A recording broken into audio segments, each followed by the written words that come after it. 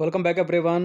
Are O की जो series चल रही है उसमें नेक्स्ट टेस्ट पर आ जाइए। ये होगा प्रैक्टिस सेट नंबर 12। प्रैक्टिस करेंगे इसमें हम जीएस के प्रश्नों पर और पॉलिटी के ही प्रश्नों पर। पिछले 3 से 4 टेस्ट में हम इंडियन पॉलिटी के प्रश्नों को ही कवर कर रहे हैं, तो पॉलिटी ही होगी इसमें 15 इंपॉर्टेंट प्रश्न। चलिए स्टार्ट करते हैं। इस टेस्ट सीरीज की आप फुल टेस्ट सीरीज प्राप्त कर सकते हैं, ठीक है, जिसका वन टाइम पेमेंट है ऑफर में 149।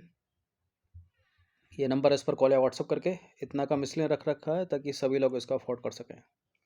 पहला प्रश्न है यहाँ पर, उच्च न्यायालय के न्यायाधीशों की सेवानिवृत्ति की आयु है। जो हाई कोर्ट के जज हैं उनकी सेवानिवृत्ति की आयु कितनी है? 62 वर्ष। ठीक है, और सुप्रीम कोर्ट के पूछ ले तो 65 वर्ष। तो इसका आंसर हो जाएगा ऑप्शन नंबर बी। देखिए, संविधान ने उच्च न्यायालय के न्यायाधीश का कार्यकाल निर्धारित नहीं किया है। हालांकि इस संबंध में यह निम्नलिखित 4 प्रावधान हैं। कौन कौन से हैं वो 4 प्रावधान? पहला, वह 62 वर्ष की आयु प्राप्त करने तक अपने पद पर बने रहते हैं। उनकी उम्र से संबंधित किसी प्रश्न का निर्णय राष्ट्रपति द्वारा भारत के मुख्य न्यायाधीश के परामर्श के बाद किया जाता है एवं राष्ट्रपति का निर्णय अंतिम होता है। तो बी करेक्ट हो गया। वह राष्ट्रपति को पत्र लिखकर अपना पद त्याग कर सकते हैं। संसद की अनुशंसा पर राष्ट्रपति द्वारा उन्हें उनके पद से हटाया जा सकता है। सर्वोच्च न्यायालय में नियुक्त होने अथवा किसी अन्य उच्च न्यायालय में स्थानांतरित होने पर वह अपना पद त्याग देते हैं, या एक होगा तो देता है। क्वेश्चन नंबर 2 पर आ जाइए। सुचेता कृपलानी के संबंध में कौन सा कथन असत्य है? सुचेता कृपलानी कांग्रेस पार्टी की सदस्य बनी और सचिव के पद पर कार्यरत रहीं। वर्ष 1946 में कृपलानी संयुक्त प्रांत से संविधान सभा के लिए चुनी गई। सुचेता कृपलानी को किसी भारतीय राज्य की पहली महिला राज्यपाल होने का गौरव प्राप्त है। सुचेता कृपलानी ने संविधान सभा के समक्ष पहला भारतीय ध्वज प्रस्तुत किया था।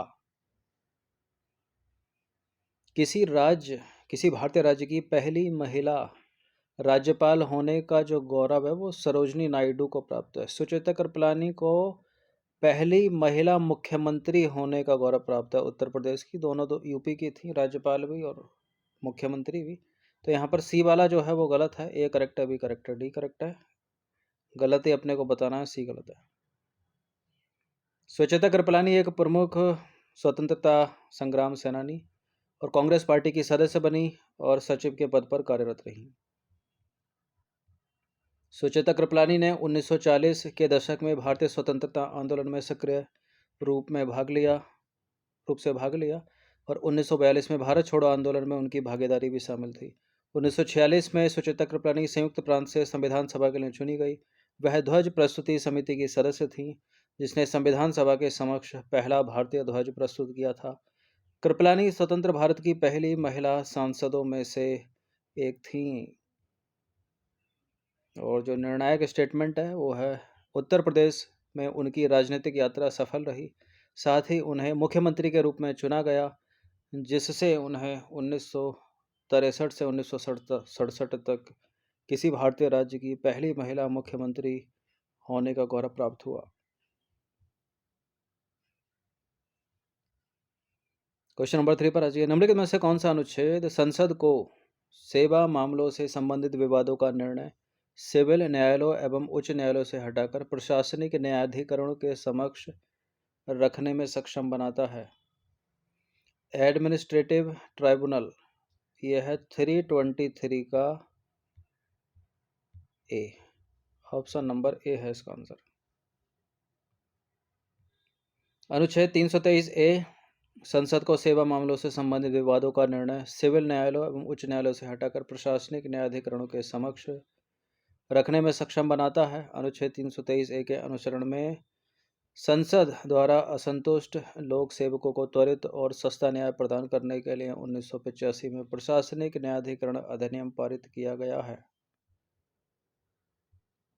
क्वेश्चन नंबर 4 पर आ जाइए। सर्वोच्च न्यायालय सुप्रीम कोर्ट के न्यायाधीश बनने के लिए किसी व्यक्ति को कम से कम कितने समय तक उच्च न्यायालय में वकील होना चाहिए? 10 सालों तक। और जज पूछ ले तो कितने सालों तक न्यायाधीश होना चाहिए? 5 सालों तक। देखिए, सर्वोच्च न्यायालय के न्यायाधीश के रूप में नियुक्त होने वाला व्यक्ति भारत का नागरिक हो, 5 वर्षों तक किसी हाई कोर्ट का न्यायाधीश रहा हो, 10 वर्षों तक किसी हाई कोर्ट में वकील रहा हो, या राष्ट्रपति की राय में एक प्रतिष्ठित विधिवेत्ता हो। ये नंबर इस पर कॉल या व्हाट्सएप करके आप फुल टेस्ट सीरीज प्राप्त कर सकते हैं पूरे साल के लिए 149 में, ठीक है, जिसमें मिलेंगे आपको फुल टेस्ट पीडीएफ फॉर्मेट में। टेलीग्राम ग्रुप में आपको ज्वाइन किया जाएगा। क्वेश्चन नंबर 5 है, सीएजी के संबंध में कौन सा कथन सत्य है? यानी नियंत्रक एवं महालेखा परीक्षक, इंग्लिश में कंट्रोलर एंड ऑडिटर जनरल। नियंत्रक एवं महालेखा परीक्षक भारतीय लेखा परीक्षा एवं लेखा विभाग का प्रमुख होता है। वह केंद्र और राज्य दोनों स्तरों पर देश की संपूर्ण वित्तीय प्रणाली को नियंत्रित करता है। वह प्राक्कलन समिति के मार्गदर्शक, मित्र और दार्शनिक के रूप में काम करता है।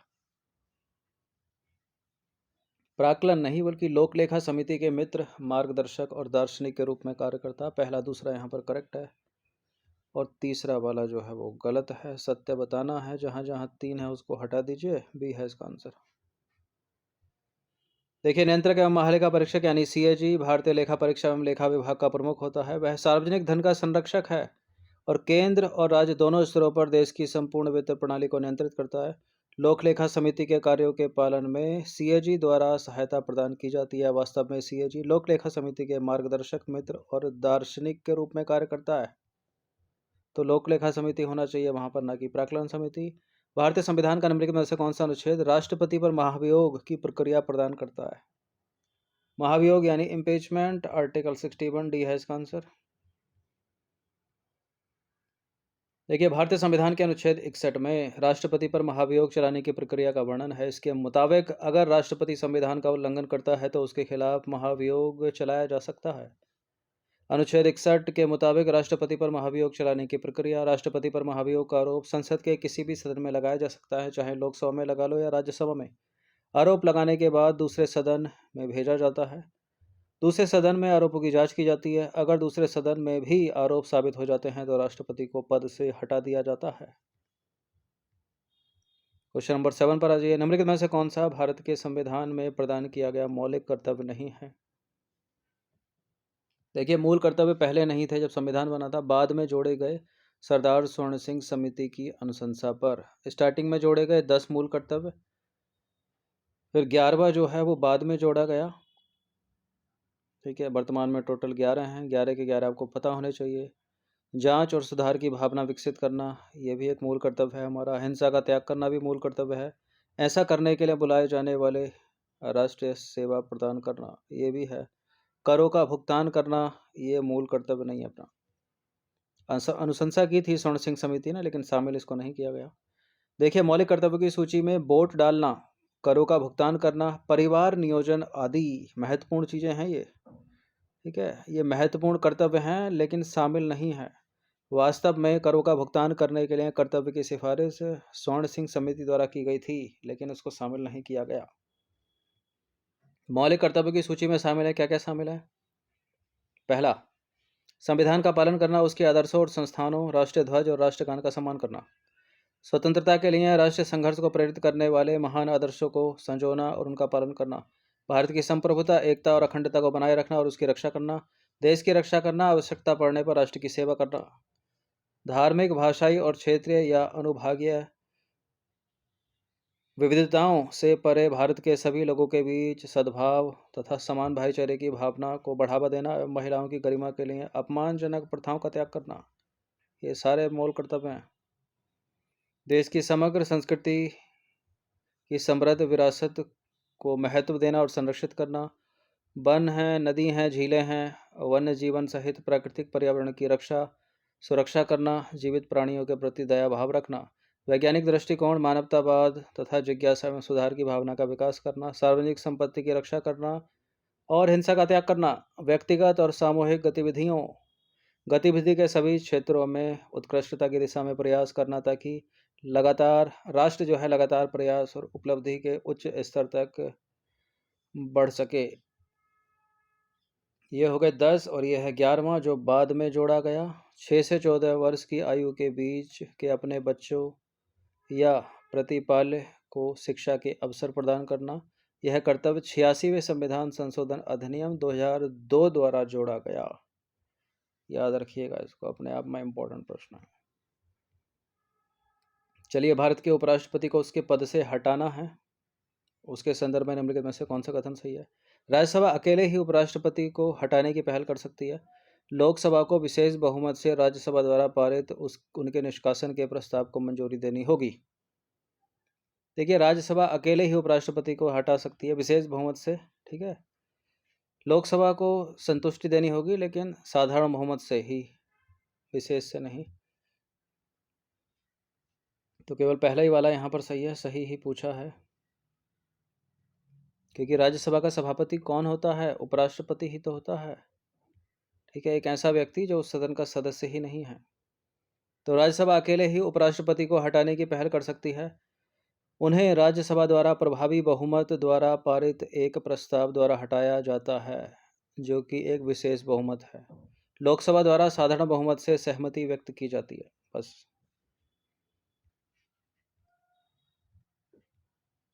लोकलेखा समिति में सदस्य होते हैं केवल लोकसभा के, केवल राज्यसभा के, लोकसभा राज्यसभा दोनों के, लोकसभा राज्यसभा राज्यों की विधानसभाओं के।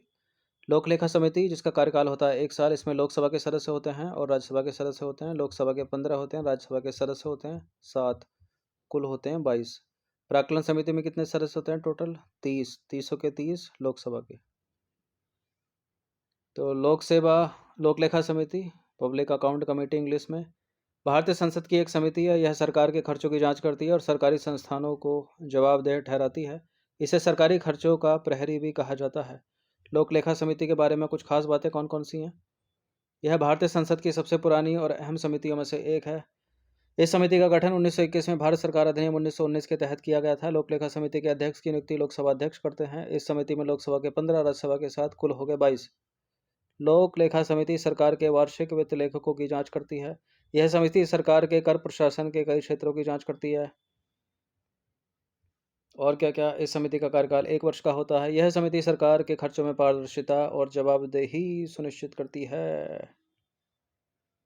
लोकलेखा समिति है जो नियंत्रक एवं महालेखा परीक्षक के मित्र मार्गदर्शक के रूप में कार्य करती है।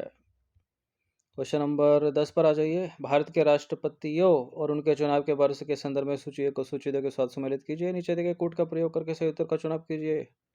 भारत के राष्ट्रपति यह चुनाव के वर्ष: बीबी गिरी, ज्ञानी जैल सिंह, आर वेंकटरमण, के आर नारायण। बीबी गिरी 1969 में, ज्ञानी जैल सिंह 1982, आर वेंकटरमण 1987, के आर नारायण हो गए 1997। तो ए का हो गया 2 और बी का हो गया 1, सी का हो गया 3, डी का हो गया 4। सी है इसका आंसर, ठीक है। बीबी गिरी 1969, ज्ञानी जैल सिंह 1982, आर वेंकटरमण 1987, के आर नारायण 1997। क्वेश्चन नंबर 11, सूची 1 को सूची 2 के साथ सम्मिलित कीजिए। नीचे दिए गए कूट का प्रयोग करके सही उत्तर का चुनाव कीजिए। तो जरा यह अनुसूची, यह विषय वस्तु, अनुसूची 1, 3, 5, 4, 5। भारतीय संविधान की अनुसूची 2 में भत्ते, विशेषाधिकार और परिलब्धियां, ये तो ठीक है। शपथ और प्रतिज्ञान अनुसूची 3 में भी ठीक है। राज्यसभा में सीटों का आवंटन 4 और अनुसूचित क्षेत्रों का प्रशासन और नियंत्रण 5। सारे के सारे सम्मिलित ही हैं ये। 1, 2, 3, 4। भारतीय संविधान की जो 8वीं अनुसूची है,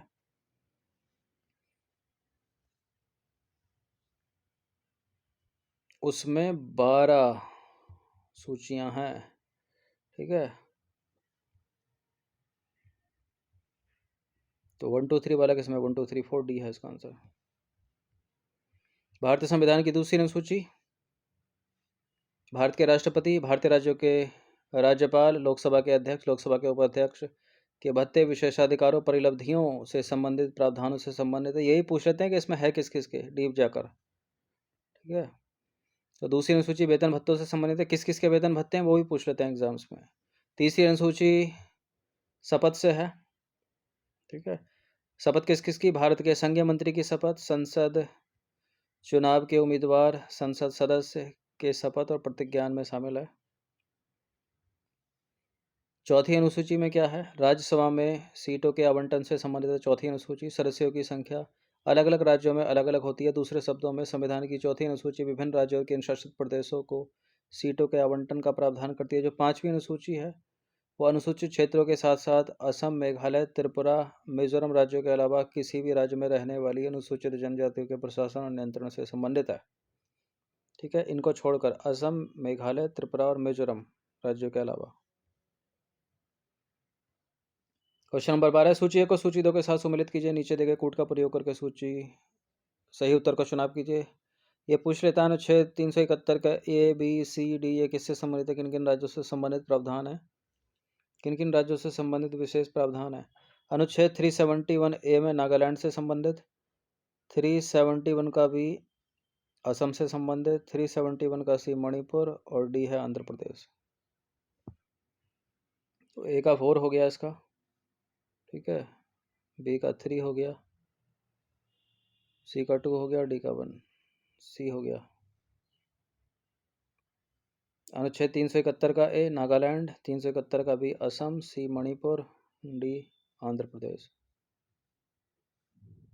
क्वेश्चन नंबर 13 पर आ जाइए। भारत के सर्वोच्च न्यायालय और राज्य के उच्च न्यायालयों की रिट जारी करने की शक्ति से संबंधित अनुच्छेद की पहचान कीजिए।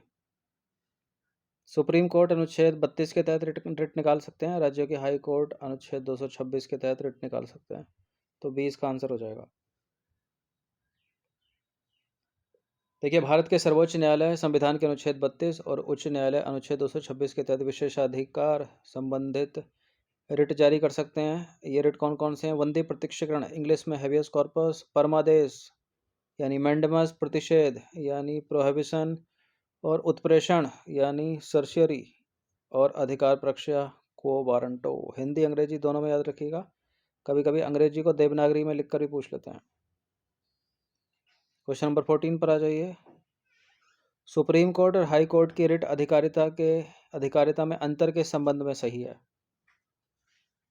उच्चतम न्यायालय की रिट अधिकारिता का प्रभाव संपूर्ण भारत में है, जबकि उच्च न्यायालय की रिट अधिकारिता का विस्तार संबंधित राज्य की सीमा तक ही है।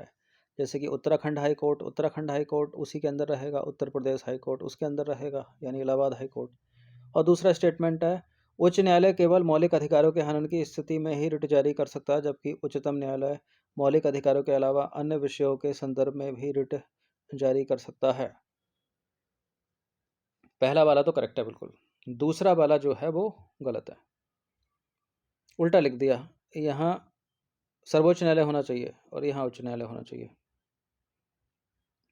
ठीक है, माना कि उच्चतम न्यायालय की रिट अधिकारिता का प्रभाव संपूर्ण भारत में है, इसके विपरीत जो राज्य के हाई कोर्ट हैं वो उसी राज्य की सीमा के अंदर तक हैं, ठीक है, उनकी शक्ति। लेकिन उच्चतम न्यायालय केवल मौलिक अधिकारों के हनन की स्थिति में ही रिट जारी कर सकते हैं, जबकि स्टेट के हाई कोर्ट मौलिक अधिकारों के अलावा अन्य विषयों के संदर्भ में भी रिट जारी कर सकते हैं। ठीक है, तो इसका आंसर हो जाएगा केवल एक। उच्चतम और उच्च न्यायालय की रिट अधिकारिता में अंतर क्या है? अंतर, उच्चतम न्यायालय की रिट अधिकारिता का प्रभाव संपूर्ण भारत में है, जबकि उच्च न्यायालय की रिट अधिकारिता का विस्तार जो है उस संबंधित राज्य की सीमाओं तक केवल। उच्चतम न्यायालय केवल मौलिक अधिकारों यानी सुप्रीम कोर्ट केवल फंडामेंटल राइट्स के हनन की स्थिति में ही रिट जारी कर सकते हैं, जबकि उच्च न्यायालय यानी स्टेट के हाई कोर्ट मौलिक अधिकारों के अलावा अन्य विषयों के संदर्भ में भी रिट जारी कर सकते हैं। उच्चतम न्यायालय उच्च न्यायालय के विरुद्ध प्रतिषेध और उत्प्रेषण रिट जारी कर सकते हैं, परंतु उच्च न्यायालय उच्चतम न्यायालय के विरुद्ध ऐसा नहीं कर सकते। ये नीचे वाले जो हाई कोर्ट होते हैं ना, सॉरी, जो नीचे वाले डिस्ट्रिक्ट कोर्ट होते हैं उनके लिए कर सकते हैं। उच्चतम न्यायालय अनुच्छेद 32 के तहत दाखिल किए गए रिट की सुनवाई से इनकार नहीं कर सकता, जबकि अनुच्छेद 226 के तहत उच्च न्यायालय द्वारा रिट को सुनवाई के लिए स्वीकार किया जाना संवैधानिक रूप से अनिवार्य नहीं है। नहीं करोगे तो वो लोग कहाँ जाएगा? वो सुप्रीम कोर्ट चला जाएगा, वह व्यक्ति विशेष। अगर हाई कोर्ट ने ना सुनी तो उसकी सुप्रीम कोर्ट जाएगा। भारत के नियंत्रक एवं महालेखा परीक्षक यानी सीएजी को पद से हटाना है, उसके संबंध में कौन सा सत्य है? देखिए, भारत के नियंत्रक एवं महालेखा परीक्षक यानी सीएजी को पद से हटाने का प्रावधान संविधान में वर्णित नहीं है। नहीं है क्या? क्यों नहीं है भाई? है, 148 में तो है। गलत है पहला स्टेटमेंट। वह 65 वर्ष की आयु या 5 वर्ष का कार्यकाल जो भी पहले पूरा हो जाए होने तक अपने पद पर बना रहता है। 65 वर्ष तो ठीक है, यहाँ गलत है, 6 वर्ष होना चाहिए, दूसरा भी गलत हो गया, और गलत ही बताना है अपने को। लो, दोनों के दोनों गलत हो गए, तो 2 स्टेटमेंट थे। सी है इसका आंसर।